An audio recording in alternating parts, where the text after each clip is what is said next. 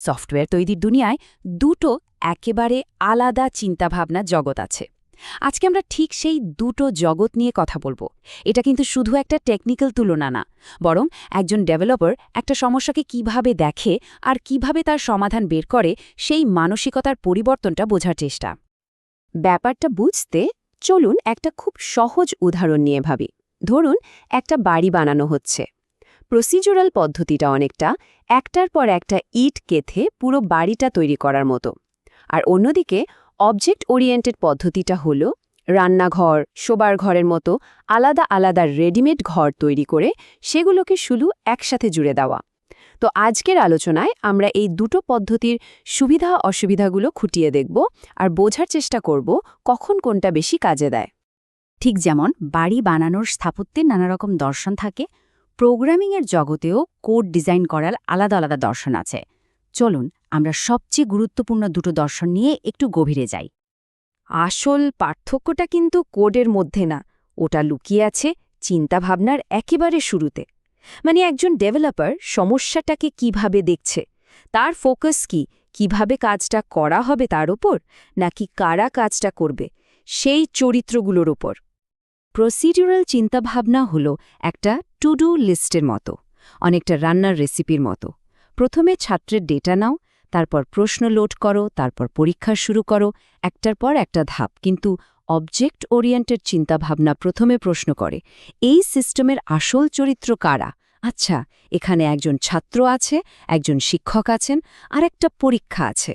আমাদের ফোকাসটা তখন আর কাজের তালিকার ওপর থাকে না, বরং এই চরিত্রগুলো আর তাদের একে অপরের সঙ্গে সম্পর্ক আর কাজকর্মের ওপর চলে আসে। তাহলে এই অবজেক্ট জিনিসটা আসলে কি? এটা হলো সিস্টেমের এক একটা স্বয়ংসম্পূর্ণ চরিত্র। যেমন ধরুন ছাত্র অবজেক্ট, এর শুধু কিছু তথ্য বা ডেটা থাকে না, যেগুলোকে আমরা বলি অ্যাট্রিবিউটস, যেমন নাম বা রোল নম্বর। এর পাশাপাশি তার নিজস্ব কাজ করার ক্ষমতা বা মেথডও থাকে, যেমন পরীক্ষা দেওয়া বা রেজাল্ট দেখা। মানে তথ্য আর সেই তথ্য ব্যবহারের ক্ষমতা দুটোই যেন একটা ক্যাপসুলের মধ্যে একসঙ্গে প্যাক করা থাকে। এখন একটা খুব জরুরি বিষয় দেখা যাক।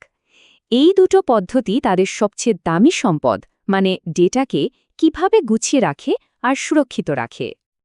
এনক্যাপসুলেশনকে ভাবতে পারেন ডেটার জন্য একটা পার্সোনাল সেফটি ভল্টের মতো। এর আসল উদ্দেশ্যই হল ডেটাকে বাইরের অনিয়ন্ত্রিত হস্তক্ষেপ থেকে বাঁচানো। মানে অন্য কোনো কোড চাইলেই সরাসরি ভল্ট খুলে ডেটার মান বদলে ফেলতে পারে না। তাকে একটা নির্দিষ্ট নিয়ম মেনে নির্দিষ্ট পদ্ধতির মধ্যে দিয়ে যেতে হবে। বিষয়টা অনেকটা গাড়ির ইঞ্জিনের মতো। ভেবে দেখুন তো, আমরা যখন গাড়ি চালাই, আমরা তো আর সরাসরি ইঞ্জিনের পিস্টন ধরে নাড়াচাড়া করি না, তাই না? আমরা স্টিয়ারিং হুইল বা অ্যাক্সেলারেটর প্যাডেল ব্যবহার করি। এগুলো হলো নির্দিষ্ট ইন্টারফেস। এনক্যাপসুলেশনও ঠিক সেভাবেই কাজ করে। এটা ডেটাকে সুরক্ষিত রেখে কোডকে অনেক বেশি নির্ভরযোগ্য আর নিরাপদ করে তোলে। এবার চলুন দেখি এই ডিজাইন বা স্থাপত্যের পছন্দগুলো একটা প্রজেক্টকে সময়ের সাথে সাথে বড় হতে আর নতুন পরিস্থিতির সাথে মানিয়ে নিতে কিভাবে সাহায্য করে। ওওপিতে ইনহেরিটেন্স বা উত্তরাধিকার বলে একটা অসাধারণ ধারণা আছে।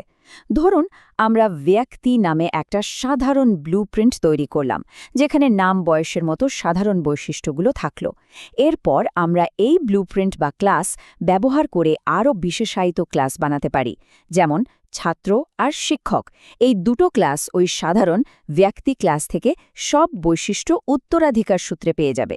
আমাদের শুধু তাদের নিজস্ব বিশেষ বৈশিষ্ট্যগুলো, যেমন ছাত্রের আইডি বা শিক্ষকের ডিপার্টমেন্ট যোগ করতে হবে।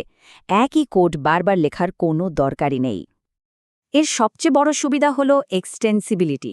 ধরুন আপনার পরীক্ষা সিস্টেমে একটা নতুন ধরনের প্রশ্ন যোগ করতে হবে, যেমন শূন্যস্থান পূরণ। এক্ষেত্রে আপনাকে পুরনো পরীক্ষিত কোডে হাত দিতেই হবে না। আপনি শুধু একটা নতুন মডিউল তৈরি করে সিস্টেমে জুড়ে দেবেন। এটাই হলো অ্যাবস্ট্রাকশনের শক্তি।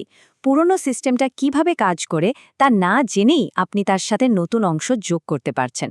এতে সিস্টেমটা স্থিতিশীল এবং সুরক্ষিত থাকে। এই ডিজাইন পছন্দগুলোর দীর্ঘমেয়াদী প্রভাব কিন্তু অনেক, বিশেষ করে কোড রক্ষণাবেক্ষণ আর একটা টিমের একসাথে কাজ করার ক্ষমতার ওপর। ডেটা যখন সুরক্ষিত থাকে না, তখন কি হতে পারে তার একটা বড় উদাহরণ দেখা যায়, বিশেষ করে যখন বড় একটা টিম একসাথে কাজ করে। চলুন একটা বাস্তব অভিজ্ঞতা দেখি যে একটা জটিল সিস্টেমে প্রসিডিউরাল পদ্ধতির ঝুঁকিটা চোখে আঙুল দিয়ে দেখিয়ে দেবে। একটা বড় ইনভেন্টরি ম্যানেজমেন্ট সিস্টেমে প্রোডাক্ট আন্ডারস্কোর প্রাইস নামে একটা গ্লোবাল ভেরিয়েবল ছিল, মানে যে কেউ যে কোনো জায়গা থেকে এটাকে অ্যাক্সেস করতে পারত, আর শত শত ফাংশন সেই ভেরিয়েবল ব্যবহার করত। একদিন একজন জুনিয়র ডেভেলপার একটা নতুন ফিচার যোগ করতে গিয়ে ভুল করে এক জায়গায় এর মান বদলে ফেলেন। ফলাফল, পুরো সিস্টেমের সব পণ্যের দাম ভুল দেখাতে শুরু করে, সেলস বন্ধ রাখতে হয় ঘণ্টার পর ঘণ্টা। এটাই হলো অরক্ষিত ডেটার আসল বিপদ।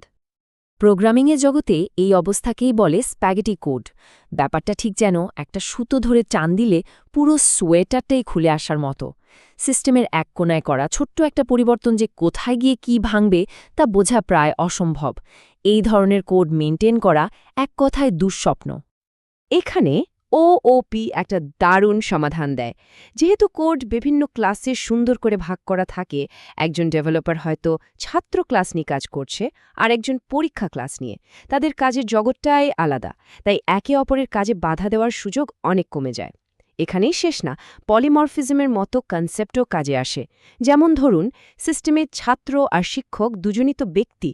সিস্টেম তাদের দুজনকেই ব্যক্তি হিসেবে দেখতে পারে, কিন্তু যখন গ্রেড দেওয়ার কথা আসে তখন শিক্ষকের কাজটা ছাত্রের থেকে আলাদা হয়। একই ধরনের অবজেক্টের এই যে ভিন্ন ভিন্ন রূপ, এটাই বড় দলে কাজ করাকে আরও অনেক সহজ করে তোলে। এতক্ষণ আলোচনার পর মনে হতে পারে যে অবজেক্ট ওরিয়েন্টেড প্রোগ্রামিং বা ওওপি সবসময়ই সেরা, কিন্তু সত্যিটা হলো কোনো পদ্ধতি সব সমস্যার জন্য সেরা নয়। আসল বুদ্ধিমানের কাজ হল সঠিক কাজের জন্য সঠিক সরঞ্জামটা বেছে নেওয়া। এখানে একটা কথা মনে রাখা খুব জরুরি, সব সমস্যার জন্য ওওপি সেরা সমাধান নয়। একটা খুব ছোট আর সরল কাজের জন্য, ধরুন একটা ফাইল থেকে কিছু ডেটা পড়ে অন্য ফাইলে লিখতে হবে, এর জন্য ওওপির পুরো কাঠামো তৈরি করাটা কামান দিয়ে মশা মারার মতো ব্যাপার। সেক্ষেত্রে একটা সাধারণ প্রসিডিউরাল স্ক্রিপ্ট অনেক বেশি কার্যকর এবং দ্রুত। তাহলে মূলনীতিটা কি দাঁড়ালো?